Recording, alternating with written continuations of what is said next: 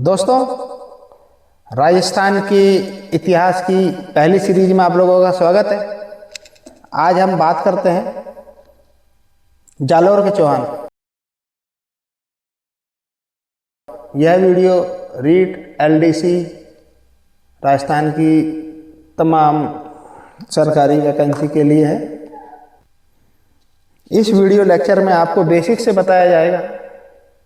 उम्मीद है कि आप लोगों को समझ में आए। आज हम बात कर रहे हैं जालोर के चौहान की। जालोर के चौहान 1181 ईस्वी में कीर्तिपाल चौहान के द्वारा इसकी स्थापना की गई और इनको उपाधि कीतु एक महान राजा जो मोहम्मद नैन्सी द्वारा दी गई। जो जालोर के चौहान है, यहाँ पर एक दुर्ग का भी विवरण मिलता है जिसको स्वर्णगिरी दुर्ग, कायनगिरी या सोनगिरी कहा जाता है और ये सोनगरा दुर्ग को कहा जाता है। अब हम बात करते हैं सिवाना दुर्ग की।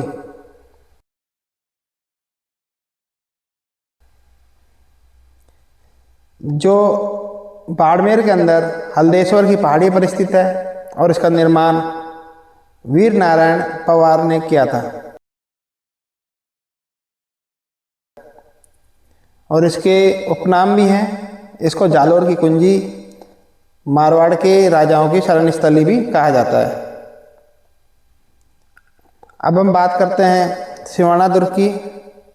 1308 ईस्वी में सिवाना दुर्ग का जो प्रशासक था उसका नाम शीतलदेव था और उसके पुत्र का नाम सोम था और उसका एक सेनापति था भावले पवार।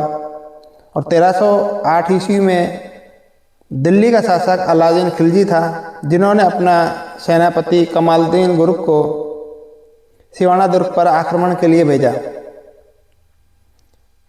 कमालुद्दीन गुरुक को सफलता नहीं मिली।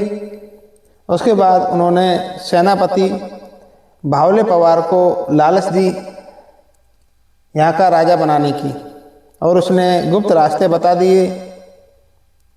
कमालुद्दीन गुरुक की सेना ने सिवाना दुर्ग के जो पेयजल था उसमें गोरख मिला दिया और उसके बाद भयंकर युद्ध हुआ और उस युद्ध में शीतलदेव और उसका पुत्र सोम वीरगति को प्राप्त हो गए। उसके बाद अलाउद्दीन खिलजी ने उस दुर्ग का नाम खैराबाद रख दिया। अब बात करते हैं 1381 ईस्वी की। उस समय दिल्ली का शासक अलाउद्दीन खिलजी था और जालोर का शासक कानड़देव था। कानड़देव के पुत्र का नाम वीरमदेव और उसके सेना अलाउद्दीन खिलजी की पुत्री फिरोजा, जिसकी शादी का प्रस्ताव अलाउद्दीन खिलजी ने कानड़देव के पास भेजा लेकिन कानड़देव ने मना कर दिया। इसके बाद अलाउद्दीन खिलजी ने कानड़देव के ऊपर आक्रमण किया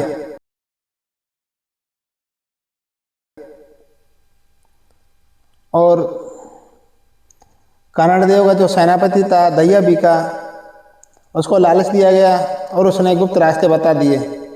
उसके बाद कानड़देव और अलाउद्दीन खिलजी के सेनापति में भयंकर युद्ध हुआ। उसके तुरंत बाद कानड़देव वीरगति को प्राप्त हो गया और वीरमदेव ने भी आसमपुरा माता के सामने कटार घोंप कर आत्महत्या कर ली। इस जीत के बाद अलाउद्दीन खिलजी ने जालोर का नाम जलालाबाद रख दिया और यहीं पर ही सबसे पहला जो पानी का साका हुआ था वो अलाउद्दीन खिलजी के ही शासनकाल में हुआ था। अलाउद्दीन खिलजी की जो पुत्री फिरोजा थी उसने ये साका किया। वीरमदेव की गर्दन को लेकर वो तालाब में डूबकर मर गई। अलाउद्दीन खिलजी ने उसी की याद में यहाँ पर एक मकबरा भी बनाया था। आपको ये मेरी वीडियो कैसी लगी? ज़्यादा से ज़्यादा लाइक करें, चैनल को सब्सक्राइब करें। इसका पार्ट 2 हम जल्दी लेके आएंगे। धन्यवाद।